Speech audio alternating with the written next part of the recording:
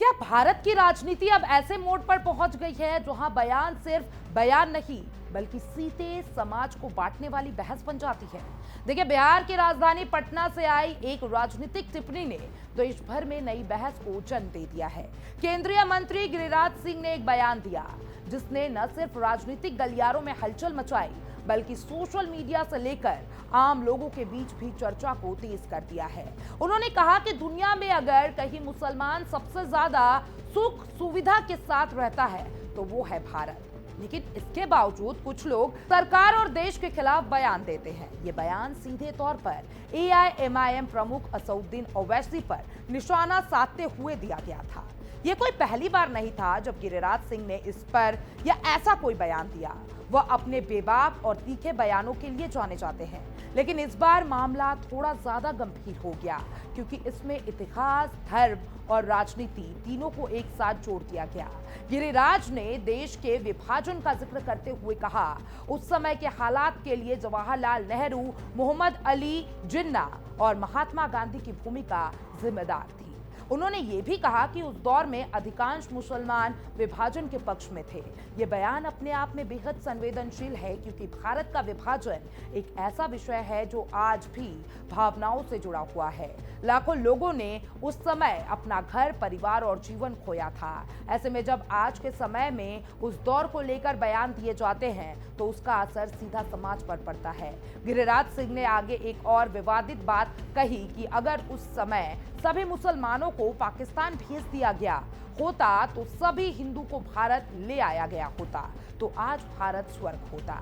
ये बयान आते ही राजनीतिक प्रतिक्रियाएं तेज हो गई। विपक्षी दलों ने इसे समाज को बांटने वाला और गैर जिम्मेदाराना बयान बताया।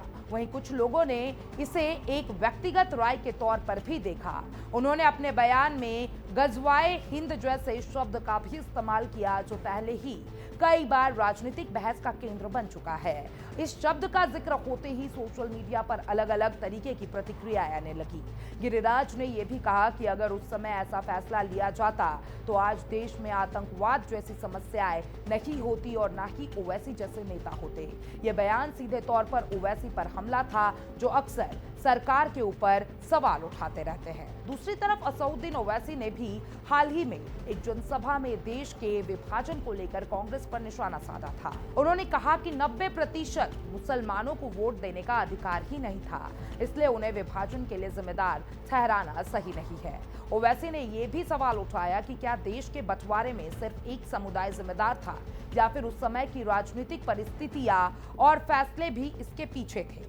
यही वजह है कि अब यह बहस दो नेताओं के बयानों से आगे बढ़कर एक बड़े राजनीतिक मुद्दे में बदल गई है। एक तरफ गिरिराज सिंह का बयान है जो इतिहास को एक खास नजरिए से देखता है, वहीं दूसरी तरफ ओवैसी का बयान है जो उस नजरिए को चुनौती देता है। और इस पूरे मामले में सबसे बड़ी बात यही है, यह सिर्फ दो नेताओं के बीच की बहस नहीं रह गई है बल्कि ये समाज के अलग अलग वर्गों के बीच चर्चा का विषय बन गई है। राजनीतिक विशेषज्ञों का मानना है कि ऐसे बयान चुनावी रणनीति का हिस्सा भी हो सकते हैं। जब चुनाव नजदीक होता है तो अक्सर ऐसे मुद्दे उठाए जाते हैं जो लोगों की भावनाओं को प्रभावित करते हैं। लेकिन इसके साथ ही ये सवाल भी उठता है, क्या ऐसे बयान समाज में तनाव बढ़ाते हैं? क्या इससे लोगों के बीच दूरी बढ़ती है? भारत एक ऐसा देश है जहां कई धर्म, भाषाएं और संस्कृति एक साथ रहती है। इसकी सबसे बड़ी यही ताकत है। लेकिन जब इस तरीके के बयान सामने आते हैं तो ये ताकत कमजोर होते नजर आती है और इतिहास को लेकर अलग अलग विचार होना स्वाभाविक है। लेकिन जब उसे आज की राजनीति से जोड़ा जाता है तो स्थिति और जटिल हो जाती है। गिरिराज सिंह का ये बयान भी उसी जटिलता को दिखाता है। उन्होंने जिस तरीके से अतीत की घटनाओं को वर्तमान से जोड़ा, उसने बहस को और गहरा दिया है। इस पूरे विवाद में एक और पहलू भी सामने आता है, मीडिया और सोशल मीडिया का। जैसे ये बयान आया वो तेजी से वायरल हो गया और हर जगह चर्चा होने लगी। कुछ लोगों ने इसे सही बताया तो कुछ ने इसका विरोध किया। यही आज के दौर की सच्चाई है कि हर मुद्दे पर समाज दो हिस्सों में बटा हुआ नजर आता है। सरकार की तरफ से इस बयान पर कोई आधिकारिक प्रतिक्रिया सामने नहीं आई है, लेकिन विपक्ष लगातार इस पर सवाल उठा रहा है।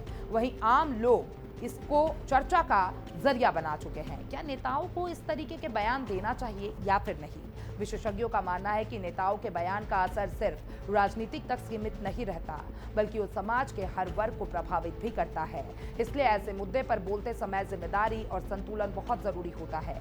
इस पूरे मामले ने एक बार फिर ये दिखा दिया है कि भारत में राजनीति सिर्फ नीतियों और योजनाओं तक सीमित नहीं है, बल्कि इसमें इतिहास, धर्म और भावनाओं की भी गहराई जुड़ी हुई है। आने वाले समय में यह देखना दिलचस्प होगा कि यह बहस किस दिशा में जाती है। क्या यह सिर्फ एक बयान बनकर रह जाएगी या फिर यह बड़े राजनीतिक मुद्दे में बदल जाएगी? फिलहाल इतना जरूर है कि इस बयान ने देश में एक नई चर्चा को जन्म दिया है, जिसे हर वर्ग अपनी अपनी राय दे रहा है। और शायद यही लोकतंत्र की सबसे बड़ी पहचान है, जहां हर आवाज सुनी जाती है और जरूरी भी मानी जाती है। हर आवाज जिम्मेदारी के साथ उठता है।